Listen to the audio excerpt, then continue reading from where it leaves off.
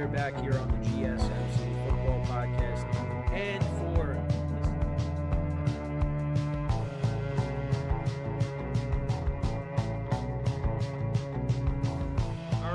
we are back here on the GSMC Football Podcast. Keep yourself in the loop of everything football on the Golden State Media Concepts Football Podcast. The latest news on and off the field, be it college football, Big Ten, SEC, Big 12, Pac-12, ACC to the NFL. We've got you covered. Listen to the Golden State Media Concepts Football Podcast.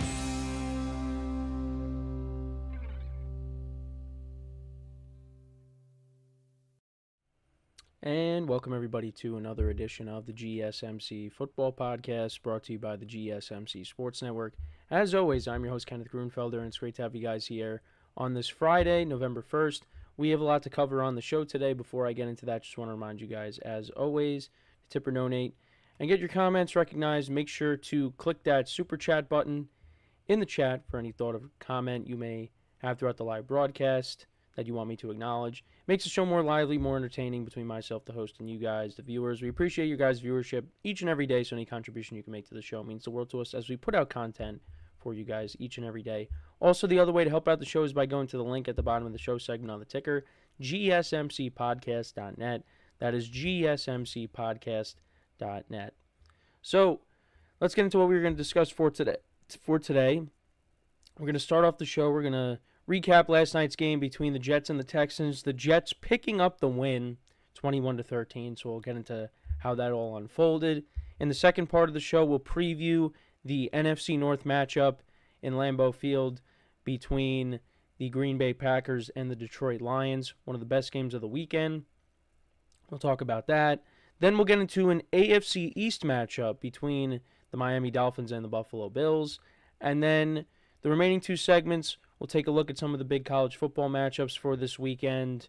I'll talk about some of the games from last week as well, and then we'll preview the early window games in the NFL, and then in the final part of the show we'll preview the late window games in the NFL. So let's get into the first topic, which is talking about the Jets-Texans game from last night. So the Jets got the win, and if you remember, I did say yesterday it would not surprise me if the Jets win, because they were favored in this game. But I said, you know what? I'm not going to do it. I'm going to take the Texans. And, Jets proved me wrong. And the Jets proved me wrong. It didn't start off pretty. The Jets offensively were not great in the first half, but they got it going in the second half. The Texans, they got the ball to start off the game. They didn't really do anything with it. And then the first play on the Jets' first possession, Rodgers throws a pass down the sideline to Davante Adams, and it was incomplete. The timing was off. There was miscommunication there. Because, if Adams makes that catch, that's a huge game to start off that drive. But, yeah, nothing there. Incomplete to Breece Hall. Then Rodgers got sacked, and then they punted. Thomas Morstead actually had a very good game. He's been money for them. I know Greg Zuerlein, they've had problems with him, but Thomas Morstead still, gets the job done, and he, was pinning the Texans back a lot last night. So then the Texans get the ball, and they're driving, and what ended up happening, so it was 4th and 21. The Jets get to Stroud. Stroud was not good last night.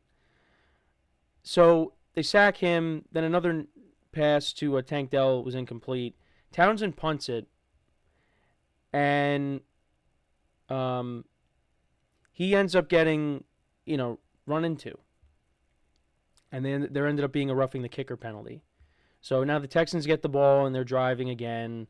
You had a 29-yard run by Joe Mixon on this drive, and then Stroud gets sacked and loses the ball, and the Jets get the ball back. So, the defense gets a stop. Then you have another penalty, and then they're back on the field. And, Stroud ends up fumbling the ball. But the Jets did nothing with it. They punted. Breece Hall picked up a 12-yard gain on the first play of the Jets drive, and then he fumbled, but he was able to, get it before the Texans could. So that could have been a disaster. Then the Texans punted, and then there was another fumble by the Jets. And this one, I mean, you just can't do this. So they do an end around with Malachi Corley, their rookie, right? And he scores a touchdown, right? However, I was looking down for a second. I look up, and they're showing the replay, and you see he lets go of the ball right before he crosses the plane. So he pulls it to Deshaun Jackson, and they end up calling that a touchback, and the Jets get no points out of that drive. And I'm just sitting there going, yeah, here we go again with the Jets. So no points on that drive. So then the Texans get the ball, they punt again, and then the Jets punt, a lot of punts. However, so Morstead, he pins them back at the 2. And then the Texans go 14 plays, 98 yards down the field, almost 8.5 minutes of time of possession. You had a 32-yard pass play to Robert Woods on this drive, another 14 to Tank Dell on 3rd and 12, and then Mixon scores from 3 yards out, and the Texans go up 7-0. Jets punt, and then the Texans, so 31-yard pass play to Tank Dell. They get down to the Jets 38, and Fairbairn misses one of 2 field goals. He missed another one later in the game. We'll get into that, but he misses a 56-yarder, and then the Jets, they get the ball. They do nothing with it, and Texans actually got the ball back, but they just took a knee. C.J. Stroud actually got banged up in this game. It looked like Davis Mills could come in and play, but that ended up not happening. So, yeah, it was 7-0 at the half. Then the Jets, 11 plays, 70 yards down the field, almost 6 minutes of time possession. And Aaron Rodgers on 2nd and 12, he connects with Garrett Wilson for a 21-yard touchdown. It was a one-handed grab by Garrett Wilson, and that was not the only good catch that he had on the night. Looked like Rodgers got, pressured on that play, was able to get it off to Wilson, and that tied the game. However, the Texans did respond with the field goal drive. Fairbairn kicked a 54-yarder, so that made it 10-7. Then the Jets go 12 plays, 70 yards, a little over 6 minutes of time possession, and Rodgers on 3rd and 19 throws it up to Garrett Wilson. They actually went for it on 4th and 1. Did they go? Yeah, they went for it on 4th down a couple of times. Rodgers connected with Devontae Adams on the first one for 17 yards. Adams actually got injured on the play. They were evaluating him for a concussion, but he cleared concussion protocol. And then on 4th and 1, he throws it deep to Mike Williams, but then there was a legal contact penalty, so that gave them an automatic first down. But then on 3rd and 19, he throws it up to Garrett Wilson, and Garrett Wilson makes this spectacular one-handed catch, as you can see. I used it in the graphic here. And they originally ruled it incomplete, but on the replay, you could see he got 2 feet in bounds, and they ruled it a touchdown. And Rodgers kept, holding his hands up like, hey, that's a touchdown, and it was a touchdown. And I really got to go back and watch it and compare it to the Odell catch, because maybe I'm in the minority. I really don't know which catch is better. That was a spectacular catch. We know that was the catch of the year. So that was huge for the Jets. That ended up happening. So that gave them the lead, 14-10, and they didn't look back. So now the Texans get the ball. Stroud connects with Tank Dell for a 50-yard reception. He ends up getting sacked on the play. They went for it on 4th down. They got it. Stroud got sacked again. So Fairbairn makes a 43-yard field goal, right? This is on 4th and 22. However, there was an unnecessary roughness penalty. So that set up the Texans, gave them an automatic first down to the Jets 12. And what ends up happening is, Fairbairn later in the drive kicks another field goal, or he's trying to kick another field goal, and he misses a 27-yarder, hits off the upright. So, I couldn't believe it. We got DubZYT in the chat says, who you got winning, Michigan or Oregon? I'm going to say Oregon, although who's the home team? Is Michigan home? because that might change my opinion a little bit. But I probably still would go with Oregon just because they're the better team. But let's see here. But I'm gonna take a look at it when I, go through the games. Oh, Michigan is home. I'd probably still go with Oregon. I'd still go with Oregon, but Michigan is at home, so. But we'll get into that. We'll talk about it a little later in the show. But anyways, so yeah, Fairbairn misses that field goal, which was huge, and then we saw a couple of old friends connect for a touchdown. Rodgers connected with Davante Adams for a 37-yard touchdown, and that put the Jets up 21-10. Texans then kicked a field goal to make it 21-13, but it was too little, too late. As the Jets pick up the win, they improved to 3-6 on the season. The Texans dropped to 6-3. Rodgers was not great in the first half, but finished with 3 touchdowns, had a little over 200 yards passing, went 22 of 32. Breece Hall had 74 yards on the ground. Davante Adams, 11 targets, 7 receptions for 91 yards and a touchdown. Garrett Wilson, 10 targets, 9 receptions for 90 yards and 2 touchdowns. The Jets defense, 8 sacks in this game. They really got after C.J. Stroud, who was not great. Riley Patterson went 3 for 3 on extra points, replacing Greg Zuerlein. Yeah, Stroud was not great. 11 of 30 for 191 yards. No touchdowns, no interceptions. They ran the ball for almost 200 yards. He had 59 yards rushing on the ground. Joe Mixon, 24 carries, 106 yards, and a touchdown. J.J. Taylor, 3 carries for 23 yards. Tank Dell, a good game. 6 receptions for 126 yards. Robert Woods, 2 for 44. Dalton Schultz, 3 for 21. Those are the only guys that had catches in the game. Stroud threw to Xavier Hutchinson and John Mechie, but these guys just did not catch the ball. Actually, they did a play in the near the red zone. Joe Mixon tried throwing it to Stroud, but it was incomplete. And Stroud was looking for a flag, but they didn't get it. And the Texans defense had 2 sacks in this game, and Fairbairn went 2 for 4 in field goals.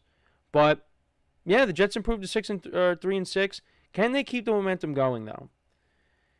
Now they got the Cardinals coming up, the Colts bye week, Seahawks out of the bye at home. Then you got the Dolphins, the Jags, Rams, Bills, Dolphins.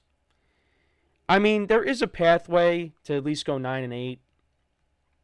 The Cardinals game is going to be tough because that's a team that can run the football. And look, I think this was a good win. This was against a good football team. However, the Texans were a little bit shorthanded because there was no Nico Collins and no Stephon Diggs. Had those guys played, I think it would have been a little bit different. But you know what? A win is a win. And can the Jets keep it going? Look, they got the talent to do it, but I don't know if they're gonna be able to because it's too deep of a hole to climb, and you beat a shorthanded team. However, Rodgers did look good in the second half. The defense was getting after C.J. Stroud.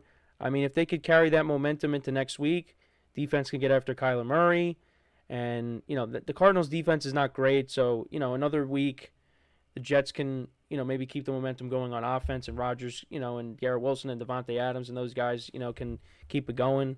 The problem is, again, the run defense. The run defense continues to be a problem.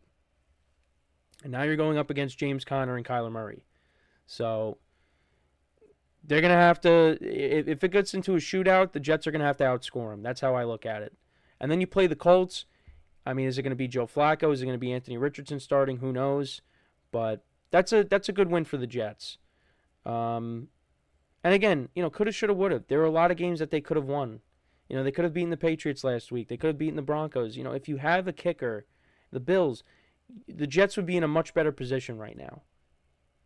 The little things that they messed up on. And Rodgers, you look at his season, 15 touchdowns to 7 picks. It's not spectacular, but it's not bad. And you saw it got called back, but he scrambled for a first down near the goal line.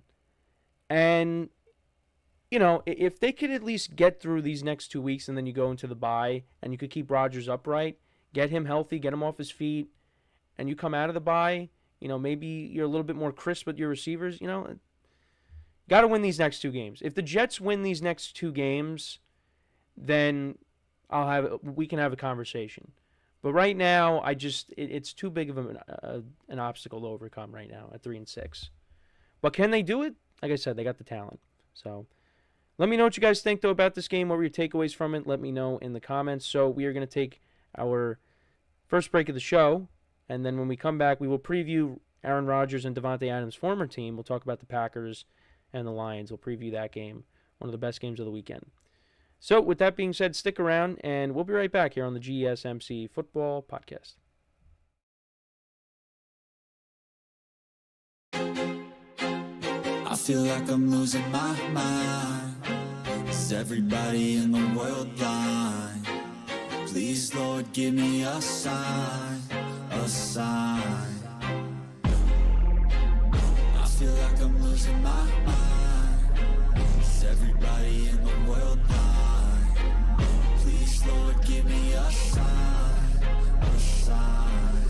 I wanna be the greatest. Everybody on the fake shit. I look around and feel like everybody is the fakest. I make this every day and I'm impatient, hoping one day I blow up from the basement. Statement, the top is so vacant. I don't hear shit that I think is amazing. Waiting for my day when I'm playing sold out shows for 1,000 faces. Hey, give me that crown, get in my way and to be put down. It ain't your place, all this my town. If I want that shit, then I'll get it right now.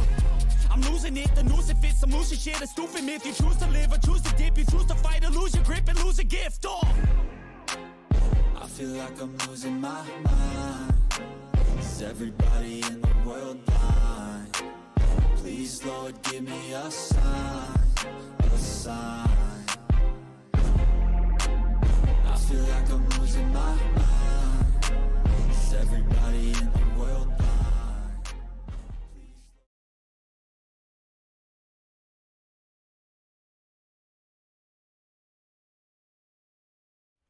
All right, and we are back here on the GSMC Football Podcast. And for the second part of the show, we're going to get into previewing the Lions-Packers game on Sunday. It's one of the biggest games of the weekend, so let's kind of get into it.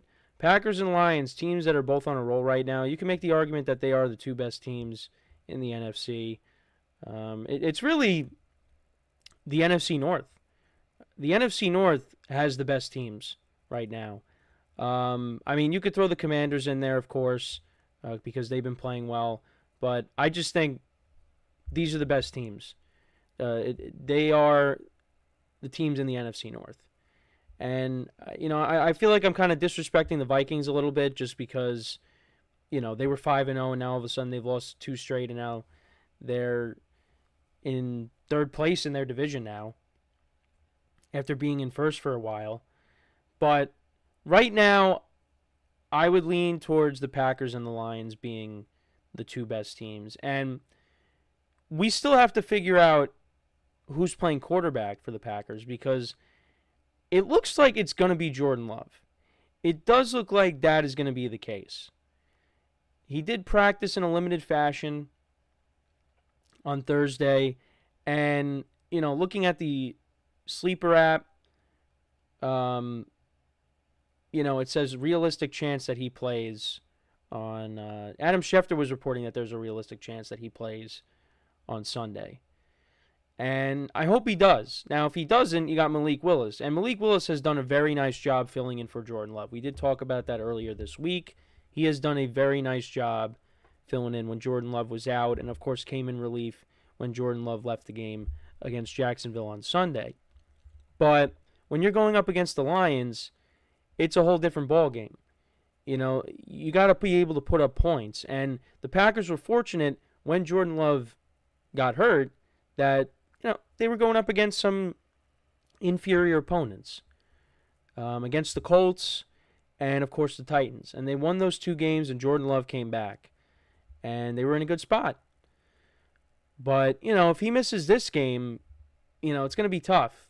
It's going to be tough to overcome that just because the Lions are putting up points at a high rate. They put up 52 points last week against the Titans, and Jared Goff had under 100 yards passing. That running game is elite with Jahmyr Gibbs and David Montgomery. Obviously, we know about the pass catchers, and they're missing Aiden Hutchinson, of course, but they're still getting it done. So I'm curious just to see what they end up doing at the trade deadline, if maybe they trade for a pass rusher, because that's something they definitely need. But like I said, still getting it done.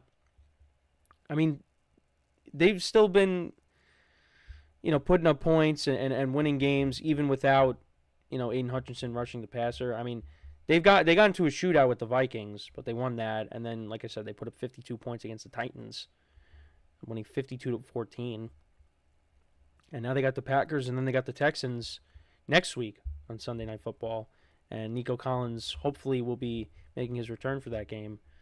It just stinks that Diggs is not playing. But Lions actually do have some tough games coming up on the schedule. Because they got the Packers, they got the Texans, they got, the Bears twice. The Packers, they got the Bills. I say the Packers already twice. But yeah, they got the Packers this week. They got the Packers in week 14. They got the Bills. They got the 49ers. They're tough games on that schedule. So, but they can handle it because they are the best team right now in the NFC. But kind of taking a look at this game, looking at the league rankings between these two teams. So the Lions are 7th in passing yards per game. Packers are 11th. Rushing yards per game. Both teams are dead even. The Lions are averaging 156.7 points per game, or rushing yards per game. The Packers are averaging 156.9. Packers are 5th, the Lions are 6th.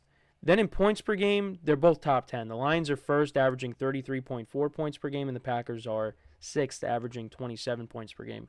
And then defensively, both teams kind of struggle against the pass. Packers are 22nd, giving up an average of 235.6, and the Lions are giving up an average of 264.7, which is 28th. So if you got Jordan Love in this game, Jordan Love is going to air it out, which could lead to some interceptions, which you have to worry about. But then you got, like the pass he hit to Jaden Reed against the Rams. You'll see plays like that.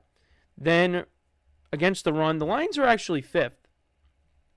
They're both top 10. The Packers are 10th. So we'll keep an eye on that, although I do think the Packers are going to have their hands full with this running game. And Josh Jacobs, listen, he's been good for them this year. So he could give the Lions run defense some problems. We'll keep an eye on that. And then points allowed, Lions defense is 8th. Packers defense is 12th. So, and looking at both quarterbacks, Jared Goff, started off the season slow, but he's got it going. He only does have 13 touchdowns to 4 picks. Jordan Love has 15 touchdowns to 9 interceptions. He's got 1,547 passing yards. But these are both high-powered offenses. And this is a huge game. This is a huge game because, if the Packers win this game, they're in first place. So, both teams did split last year. You had the Lions on that Thursday night, winning in Lambeau.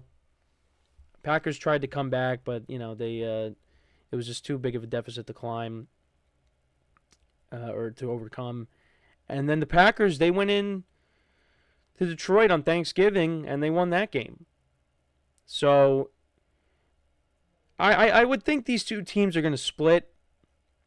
We will see them play on a Thursday night later this year. Like I said, that'll be on Amazon Prime. Packers, both of these teams do play on Thanksgiving. Packers will be playing at night. They'll be playing against the Dolphins. And the Lions will be taking on the Bears. But they will play each other in Detroit later this year on a Thursday night. So, but this game is tough to pick, though. This is tough. I mean, if Jordan Love doesn't play, obviously I'm going to take the Lions. But if he does play, however, right now the line is at the Packers right now are at 2.5. They're 2.5-point underdogs, and I think the line opened up. Actually, the Lions were underdogs when this opened up, but I think in my spread pool, I think the Packers are getting 3, if I'm not mistaken. I just want to double check. So the Packers, they're 3.5-point underdogs in my pool. And obviously the line doesn't change in mine. I've talked about that before. So now it went down to 2.5.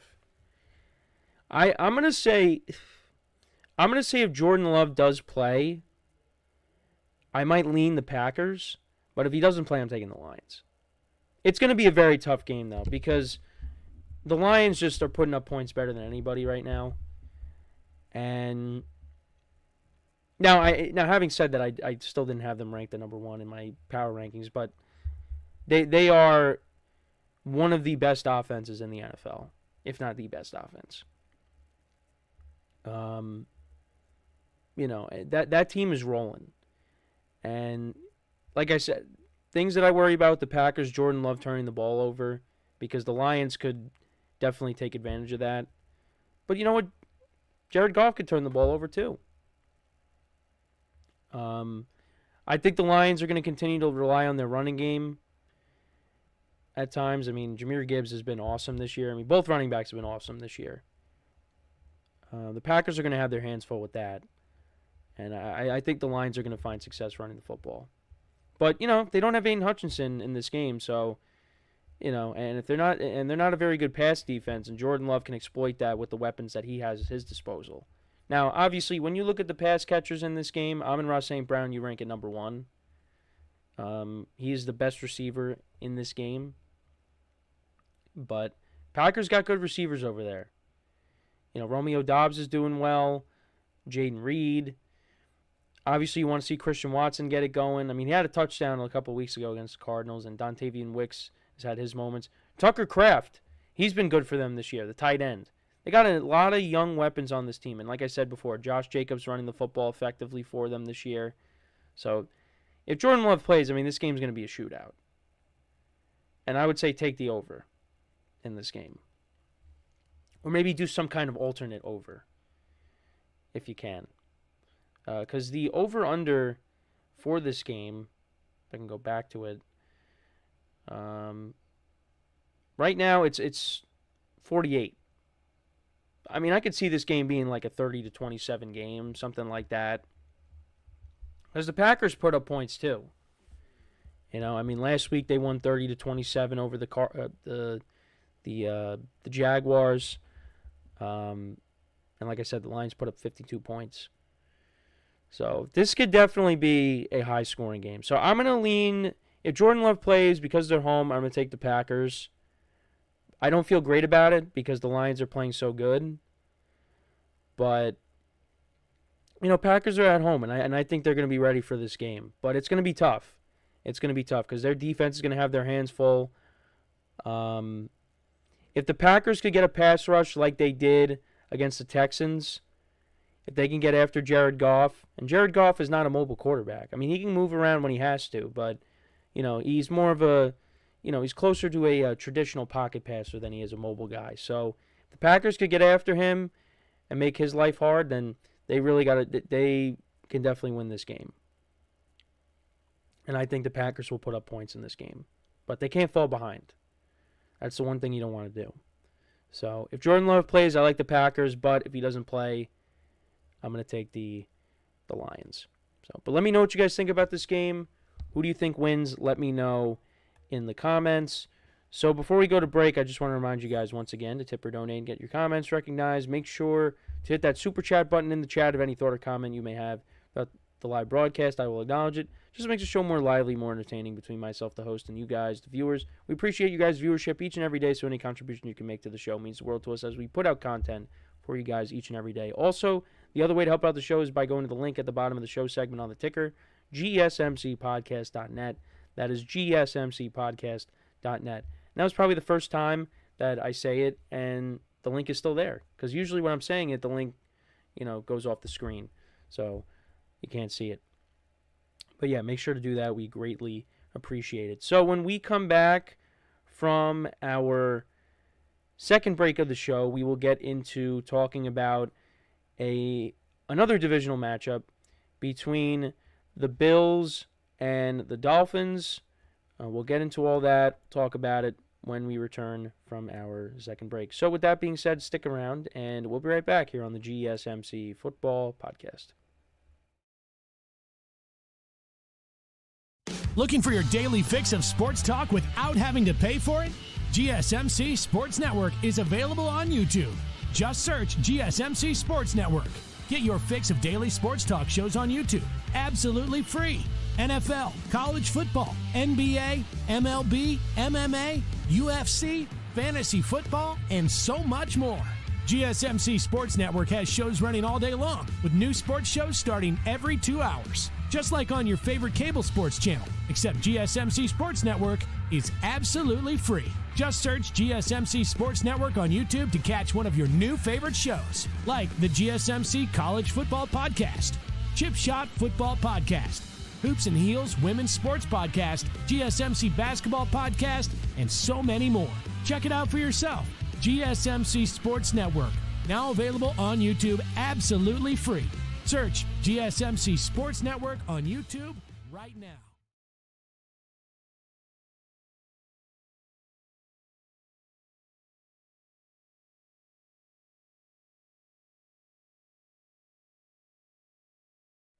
All right, and we are back here on the GSMC Football Podcast. And for the third part of the show, we're going to get into talking about another divisional game. We'll talk about the Dolphins-Bills game. So, obviously, this will be Tua's second game back after missing, most of the season with the concussion, and he got hurt against the Bills, and now they'll be taking him on in Buffalo. That game was, of course, in Miami. The Bills, before Tua got hurt, he was not playing well in that game. He threw 3 picks, and then, of course, later gets injured, and just happy to see him back out there though. And I talked about his performance yesterday. Numbers wise, it was not bad. The Dolphins looked like a better team with him, of course, which is not a surprise. But this game is big for the Dolphins. I thought they were going to win last week. I did pick them, and it looked good. They had a 10-point lead, but they ended up blowing it. And now you're going up against the Buffalo Bills, who are looking great offensively. And this is a team that the Dolphins have had a problem with the last couple of years. They got swept by them last year. They already lost to them this year. Right now, they're 6-point underdogs going in. So, Tua's going to have to step up in this game. Dolphins defense is going to have to step up in this game to try to slow down Josh Allen in that passing attack, and also you got to deal with James Cook as well.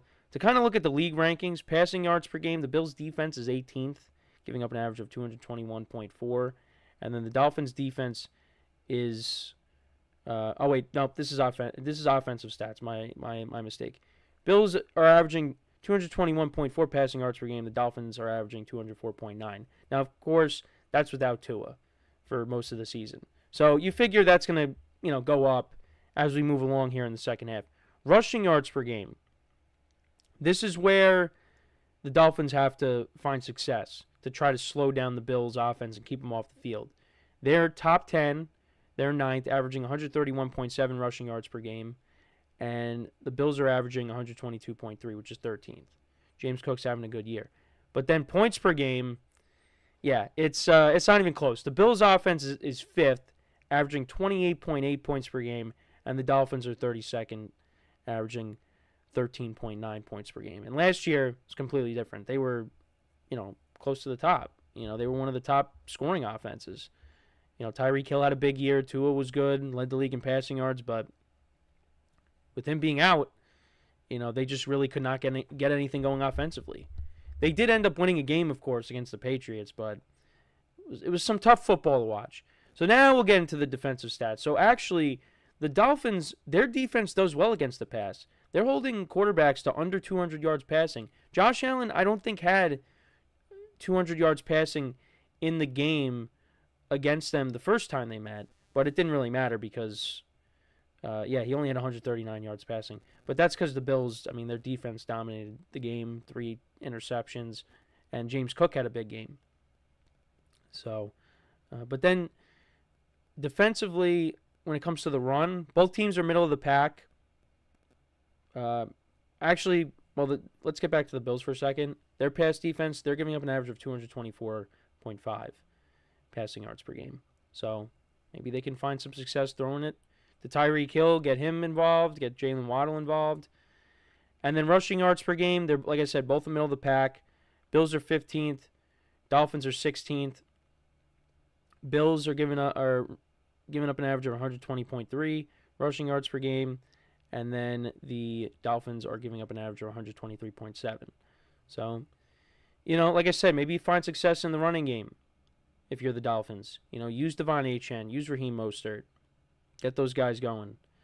For the Bills, try to do the same thing you did the first time. Have James Cook just run the football because he had a big game.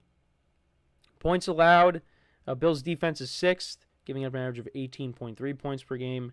And then the Dolphins are giving up an average of 22.4, which is 16th. Yeah, the Bills defense has done a nice job for the most part this year. Against the Ravens, they gave up 35 points. So, and Derrick Henry ran all over them. But Derrick Henry has done that to the Bills. That's one of the teams that Derrick Henry has tormented over the years is the Bills.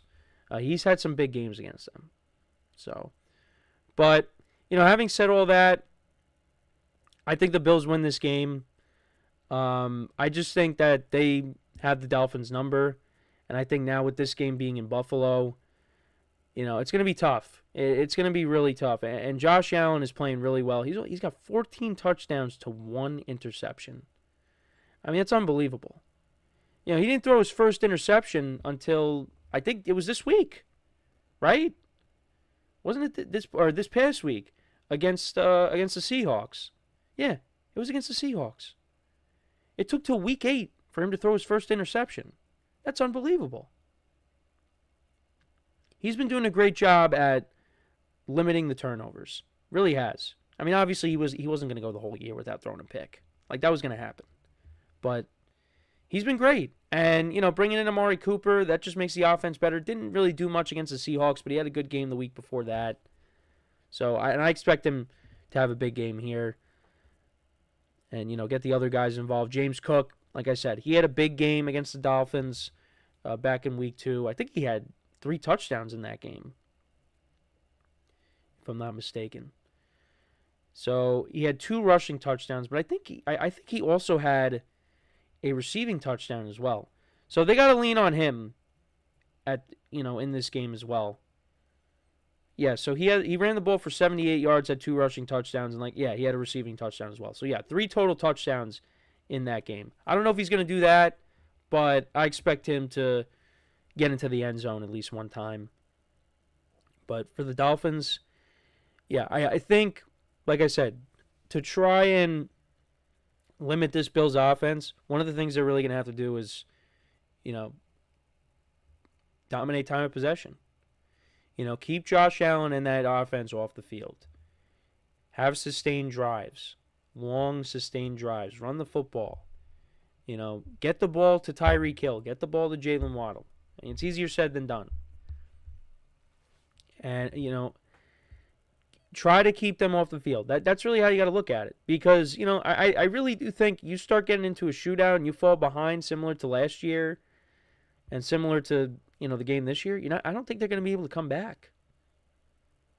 I really don't. And this is to a second game back from an injury. So, and again, he looked good. The Dolphins should have won last week. They should have. It's just when you think about it, though, if the Dolphins lose this game, they're going to fall to what, 2-6? What are they at right now? That's tough to overcome. Yeah, they're going to fall. Yeah, if they lose, they're falling to 2-6. And then you got the Rams after that. You play the Packers on Thanksgiving, the Texans, the 49ers. I went through their schedule already, but still, it's going to be tough. That's why losing these last 2 games was tough, because they should have beaten the Colts. I think they pretty much had that game won.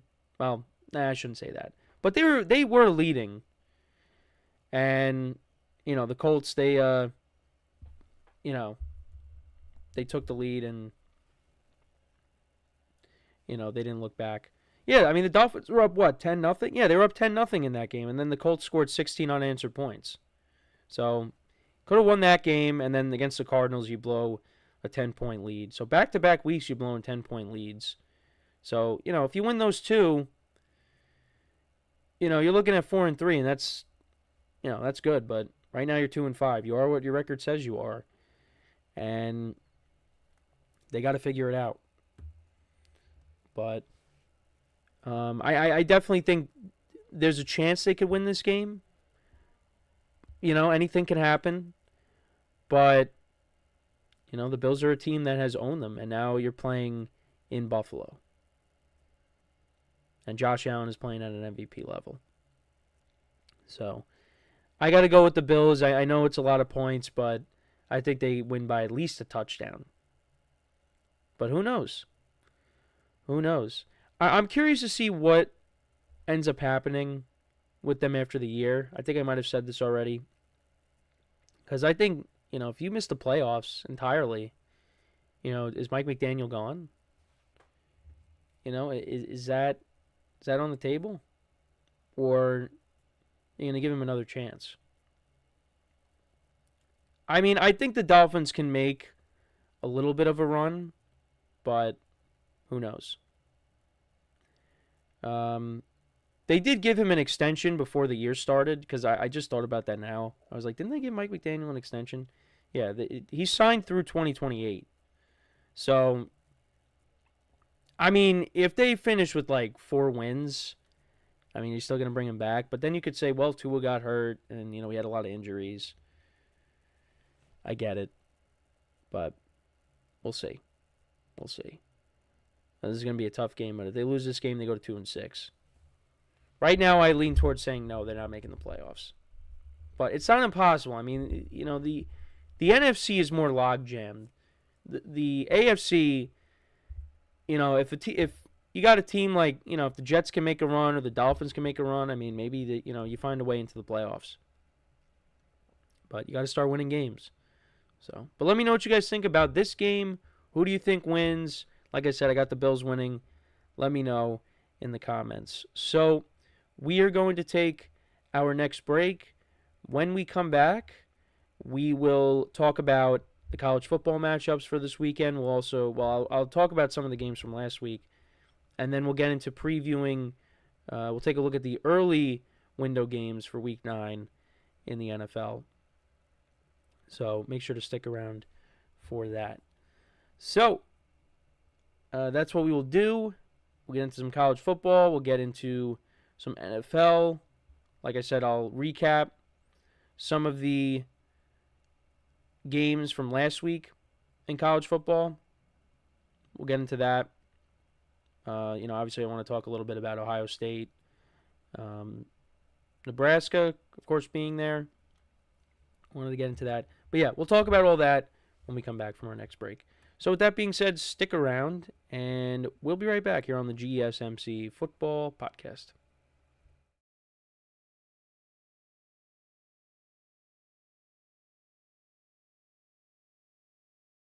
For the best and latest podcasts available anywhere, go to the podcast app on your cell phone and type in GSMC to access free content-rich podcasts on health and wellness, book reviews, sports, entertainment, relationships, social media, movies, technology, finance, and even weird news. Subscribe and download the GSMC Podcast Network's family of shows, available everywhere podcasts are found.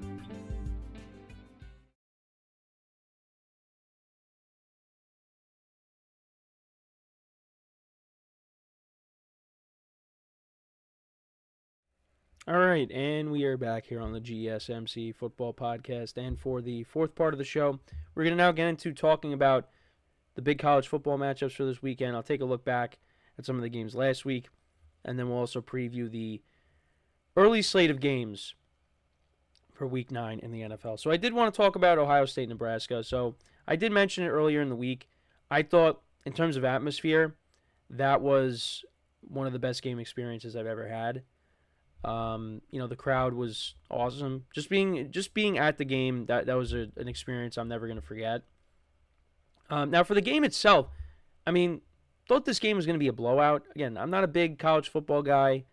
Thought this game was going to be a blowout. Nebraska got blown out against Indiana, and they're looking good. And that's a team that, no one really expected. Right now, they're undefeated on the season. They're 8-0. So, we'll see how their season ends up finishing out. But, yeah, going into this game, you thought Ohio State was going to blow them out. And, got off to a rough start for Nebraska because, they took the ball to start the game. They ended up muffing the kickoff, but they got back on it. And then one of the worst punts I've ever seen happens. Ohio State gets great field position. They go for it on 4th down, and then they don't get it. And, yeah, it just wasn't as didn't think this game was going to be that close, but it ended up being a close game. Nebraska actually did take the lead late, but Ohio State ended up prevailing and winning. Because Nebraska went up 17-14. You had a 1-yard rushing touchdown. They got the 2-point conversion. They went up by 3, but then Ohio State went ahead, scored a touchdown, made it 21-17, and the defense stepped up, and that was it. Will Howard only went 13-16. He had 221 yards passing, 3 touchdowns, and 1 interception. And then Dylan Raiola, he only had 152 yards passing, no touchdowns, and a pick. Had 31 rushing yards. But, yeah, it was an experience I will never forget. And some of the other games from over the weekend, we'll go back to Thursday. Pitt was all over Syracuse, winning 41-13. They improved to 7-0 on the season. Louisville over Boston College, 31-27. Boise State improved to 6-1. Aston Genty continues his good season, 128 yards rushing and a touchdown. They beat UNLV. They're 17th right now in the country. Notre Dame all over Navy, 51-14. Ole Miss defeating Oklahoma, 26-14. Indiana over Washington, 31-17. Let's look at some of the other big games here. Alabama, 34-0 over Mizzou. You had BYU improving to 8-0 on the season, 37-24. Oregon winning 38-9 over Illinois. Thought the Illini would maybe put up a little bit of a fight. Vanderbilt, they put up a fight against Texas. They only lost 27-24. They could have won that game, but fell a little bit short there. Miami all over Florida State, 36-14. Texas A&M beating LSU, 38-23. Penn State, 28-13 over Wisconsin. SMU, 28-27 over Duke. And then you had Kansas State over Kansas, 29-27. So now let's look at the big games for Week 10. So actually today you got the Aztecs taking on Boise State. The Aztecs, San Diego State, they're 3-4. Boise State 6-1. They're 15th right now. So that's on FS1. So I might actually pay attention to that just because, to watch some Aston Genty. Maybe, the Giants could draft him. Have him and Tyrone Tracy as your running back duo for the future. Nah, that's not going to happen. But still, I haven't watched any of their games, so this could be an opportunity to do that. And then you got Duke and Miami. Miami's 8-0. Duke is 6-2. These are the Saturday games. The biggest game, really, on the slate is Ohio State, Penn State. Penn State is actually a 3-point underdog here. Penn State's 7-0. Ohio State is 6-1. I don't know. I'm kind of probably lean towards Penn State, honestly, them being at home. But it's gonna be a tough game. Just how I saw Ohio State last week against Nebraska, I didn't like what I saw. But it's going to be a great game.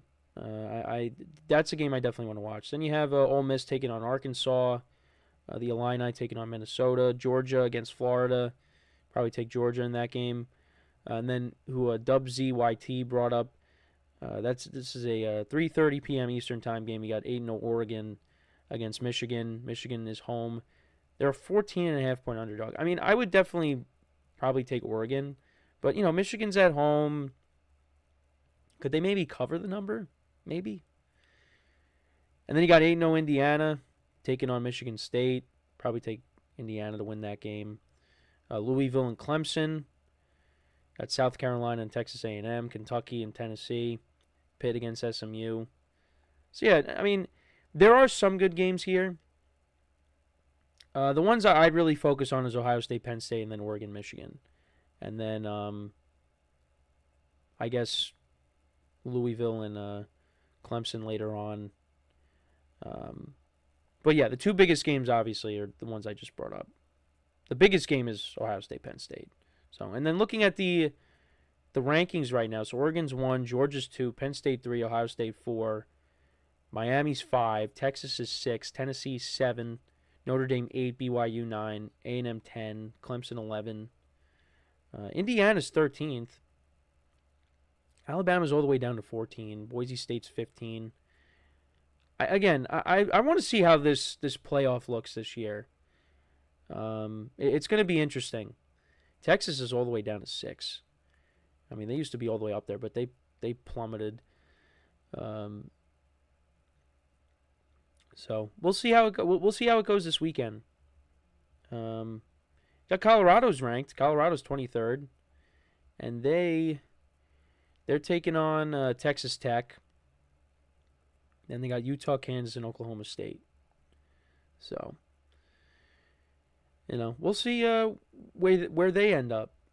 But yeah, so that's what I wanted to go over with college football. Let me know what you guys think about the slate this weekend. Who do you have winning? Some of the matchups. What are some of the things you're looking at this weekend with those games? So now let's get into the early slate of games for the NFL. So we'll start off with the Cowboys and the Falcons. Falcons are 3-point favorites. Cowboys coming off of a loss. Falcons coming off of a win in Tampa. Cowboys continue to lose to the 49ers. See, right now I'm going to take the Falcons. I don't feel great about it just because the Falcons have just been inconsistent at times this year. Kirk Cousins has looked really good against the Buccaneers, but then there are some games like against Seattle where he just doesn't play well.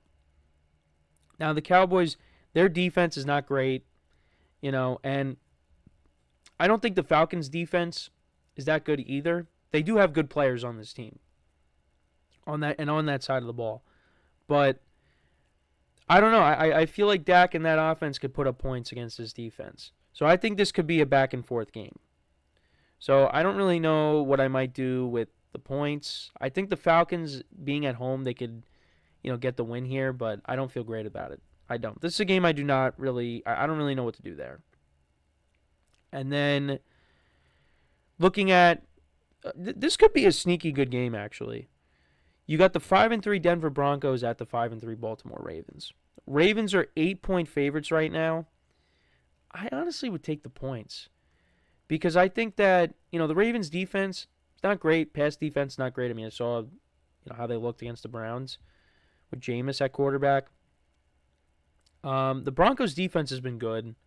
Bo Nix is managing the game. I feel like, they could keep this game close. I would still take the Ravens to win, but I think the Broncos could definitely cover this number. It's a big number. But, again, I wouldn't be surprised if Derrick Henry runs for over 200 yards and Lamar Jackson has 5 touchdowns in this game. But I do think the Broncos are a good enough team where they could keep it close. But I think the Ravens still end up winning. All right, then we got the 2-6 Saints against the Carolina Panthers, who are 1-7. Panthers are 7-point underdogs. It looks like Derek Carr might be back for this game. This is a game I have no idea. If Derek Carr plays, I guess I'll take the Saints. But if he doesn't, I don't know what to do.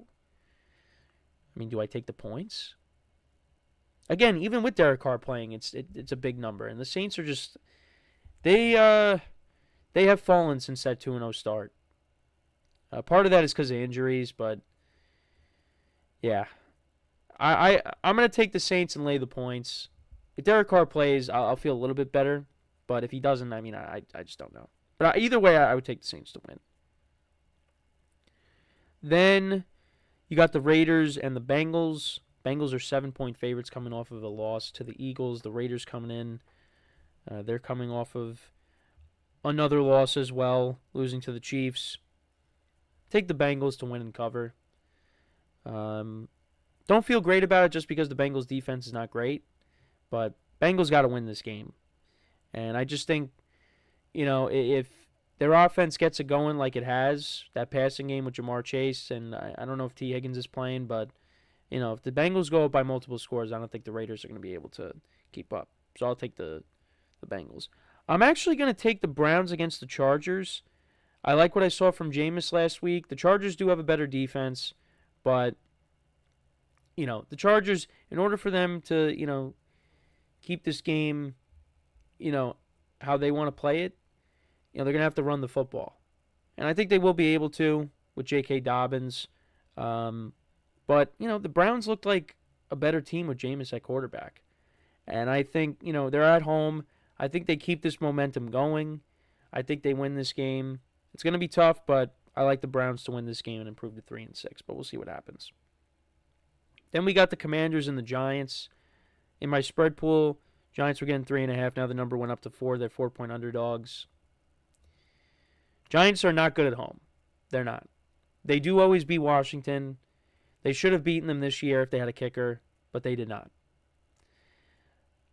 I got to go with the Commanders. Now, would it shock me if the Giants pulled off the upset or kept it within the number? No, but I just think this season is lost right now. I think the Giants' defense will show up like it does, but the Giants just can't put up points. They can't at home. So I'm going to go with the Commanders. And then you got the Patriots and the Titans. This was an interesting game. Right now, they're 3.5-point underdogs, the Patriots. This game could definitely be close. I don't know. Is Mason Rudolph playing quarterback again? I really don't know, to be honest. We could take a quick look because Will Levis is still, a little banged up. But honestly, if you're the Titans, do you even want to go back to Will Levis? It might be Will Levis. Let's see.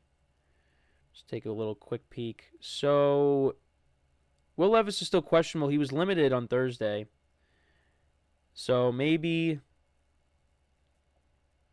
if he doesn't play, we're gonna see Mason Rudolph. I don't know. I gotta see who ends up playing. And then on the other side of it too, Drake May, because Drake May had a concussion. He left the game against the Jets.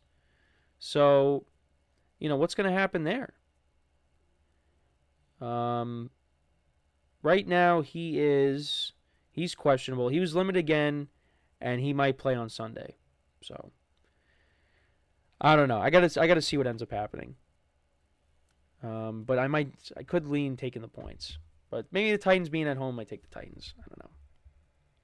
But yeah, that's so those are my picks for the games, the early slate of games on Sunday, and also taking a look at the college football matchups. Let me know what you guys think about the games.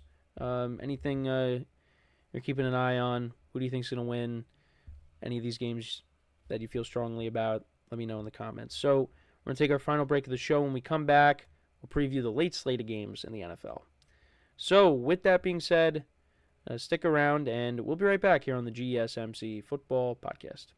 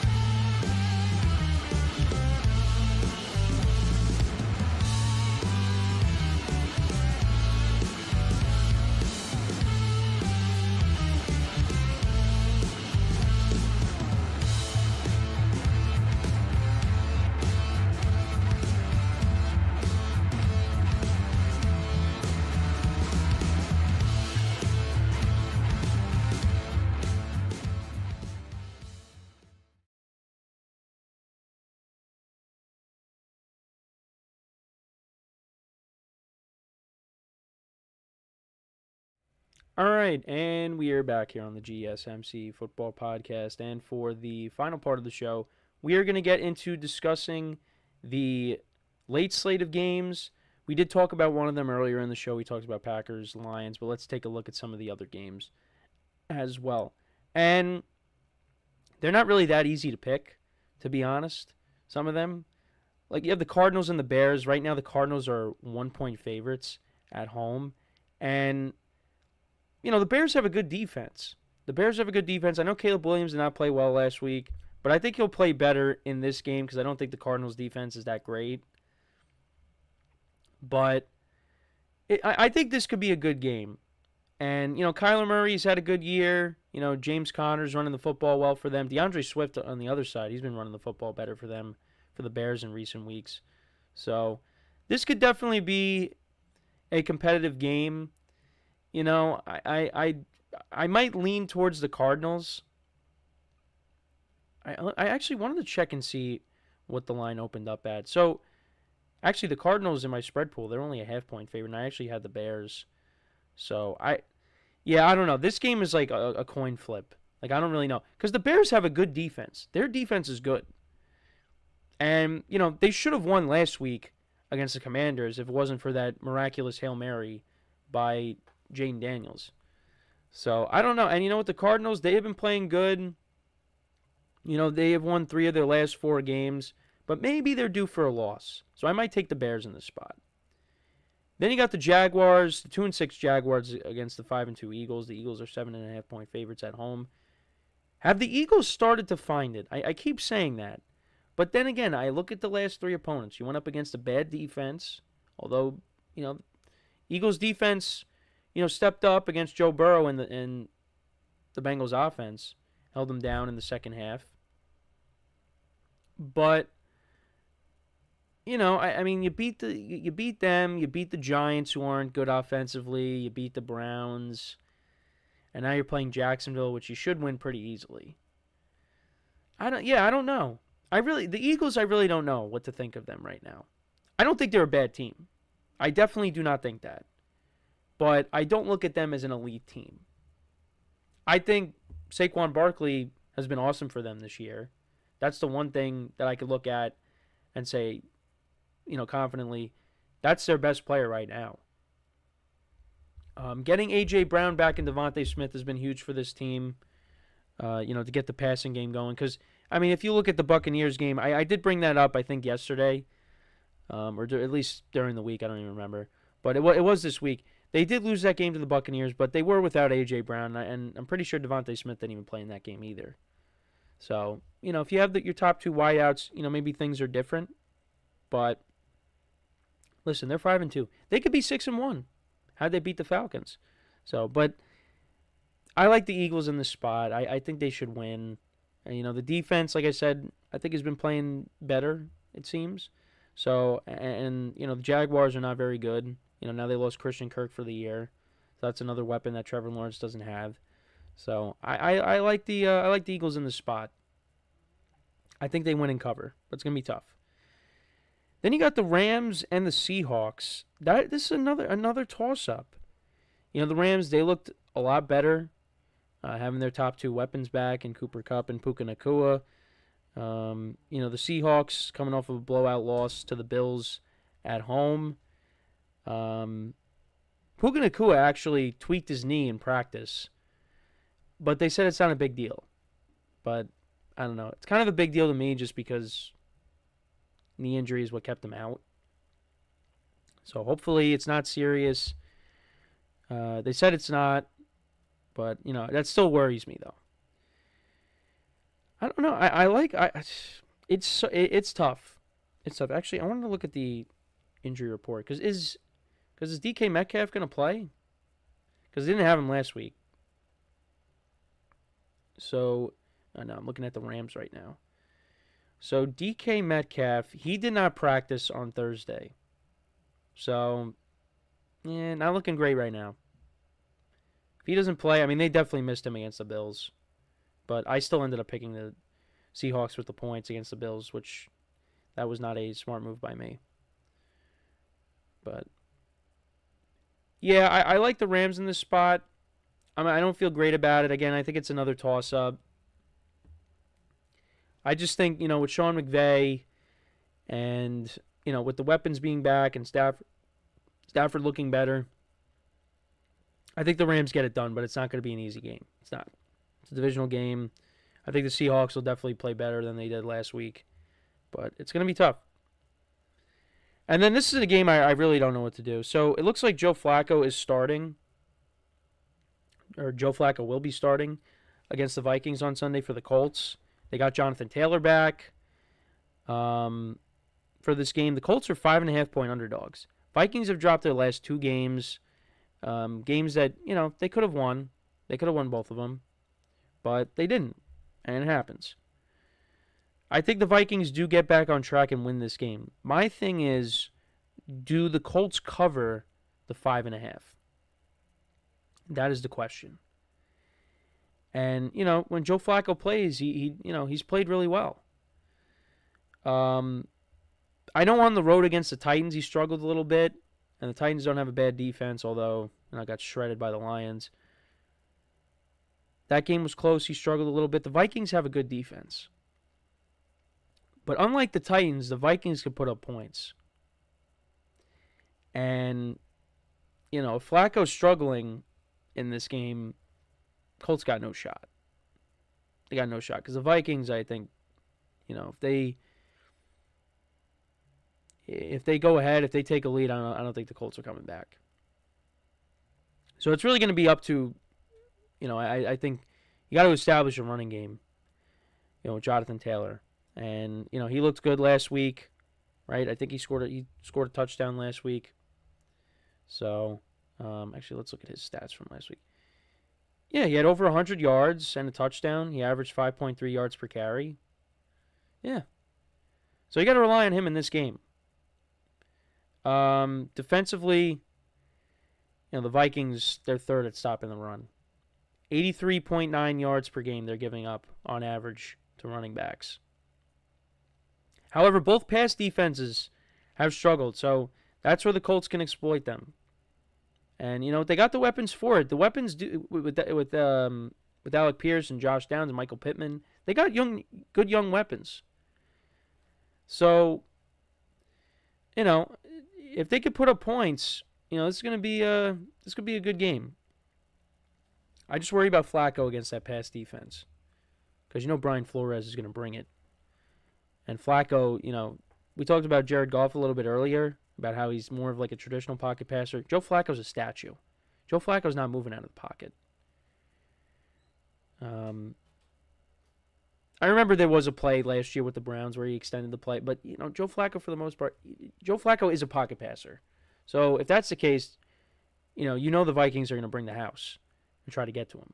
So it's going to be up to Flacco to get rid of the ball quickly, get it to his receivers, and like I said, try to establish a run. Try to establish the running game somehow here. Jonathan Taylor, when he's healthy, he's one of the better backs in the league. So we'll see. But Colts defense is not great, so I think Darnold and that offense will exploit that. So this could be a shootout. But I got some decisions to make on who I should pick, because it's a tough game to pick.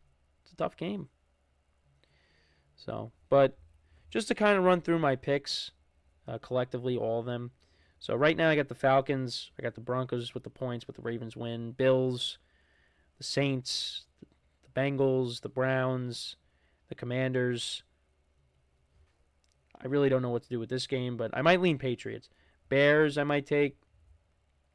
Eagles, Packers, Rams, and then I might take the Colts with the points. I might do it. But I might lean towards the Vikings, because the Vikings are coming off of 2 straight losses. I mean, I don't think they're going to lose 3 games in a row. But 5.5 is a lot of points. So, but let me know what you guys think about those games. Or what are some of your picks for this weekend? Let me know in the comments. So yeah, that is pretty much it for the show for today. Thank you guys for tuning in. Make sure to check out all the other shows. Give the other shows some love, like I always say.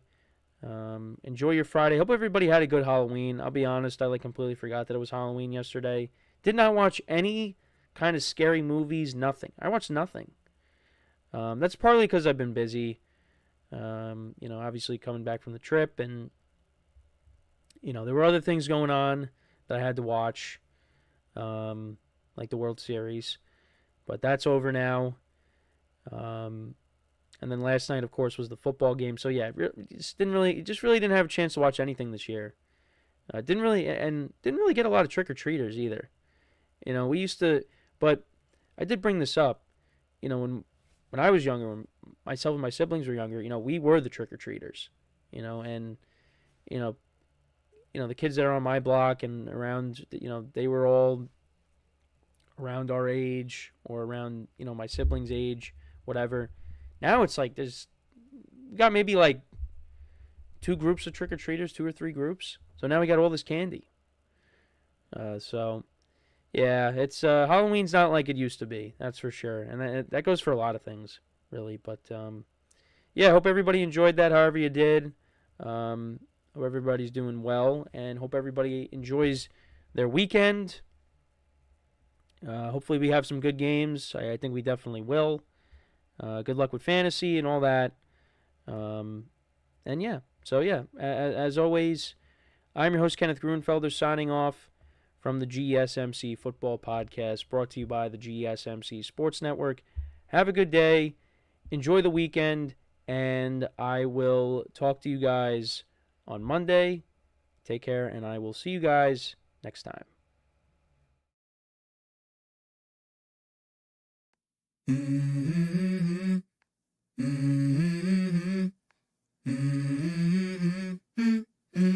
Let's go. I wake up to a little bit of drool on my pillow, feel like it's gonna be a bad day. Yeah, I'm tired of shit, and the coffee ain't hit yet. Damn.